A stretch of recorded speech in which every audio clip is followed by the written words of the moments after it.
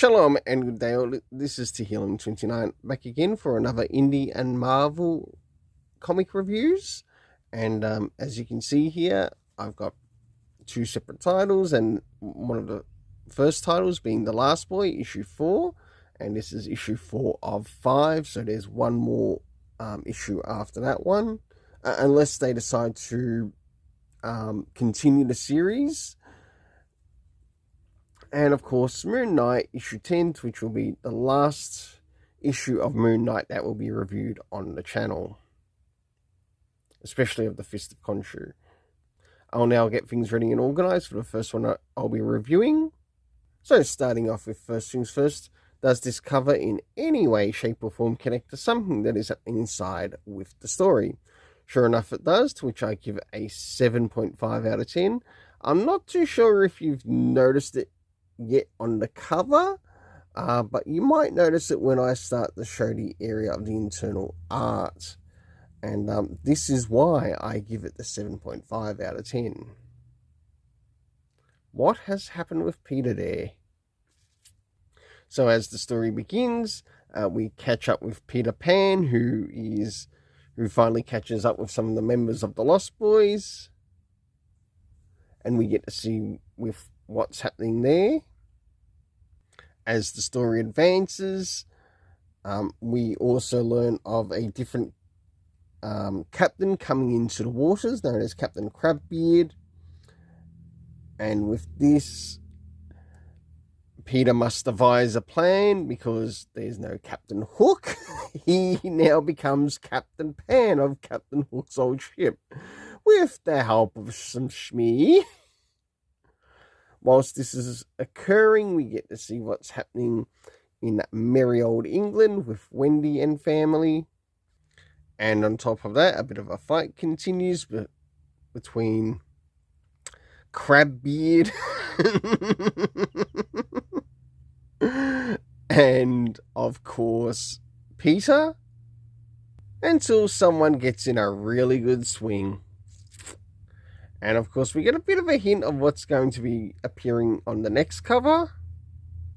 So for the internal art, I gave a 7 out of 10. Next is the area of the story. So first things first, do we get anything time-wise? No, we don't.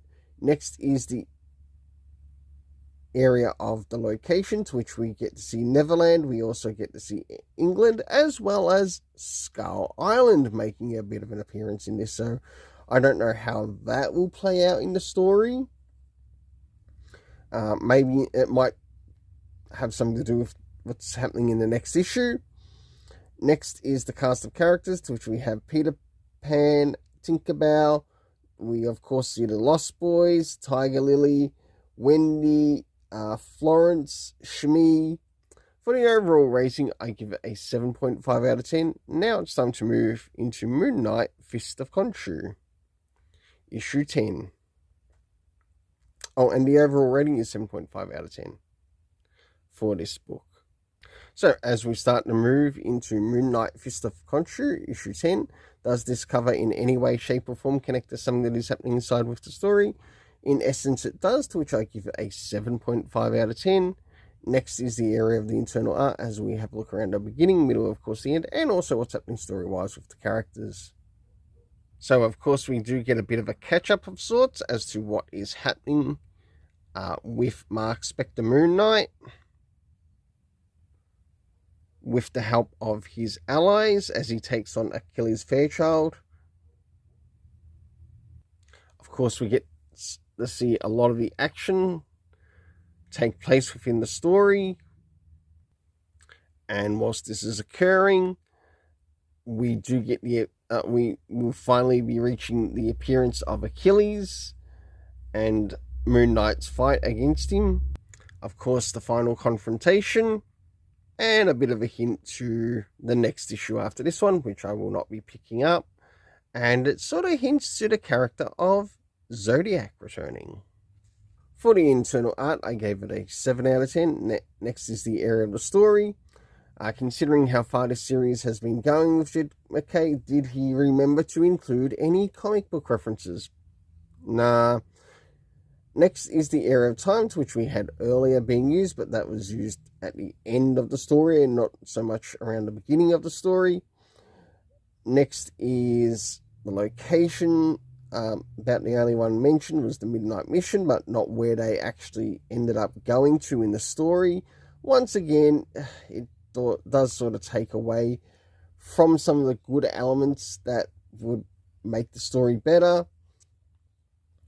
Next is the cast of characters, consisting of Moonknight, Fairchild, Detective Fraser, Carver, 8-Ball, Reese, Tigra, Soldier, Hunter's Mood, and last but not least, the character known as Zodiac.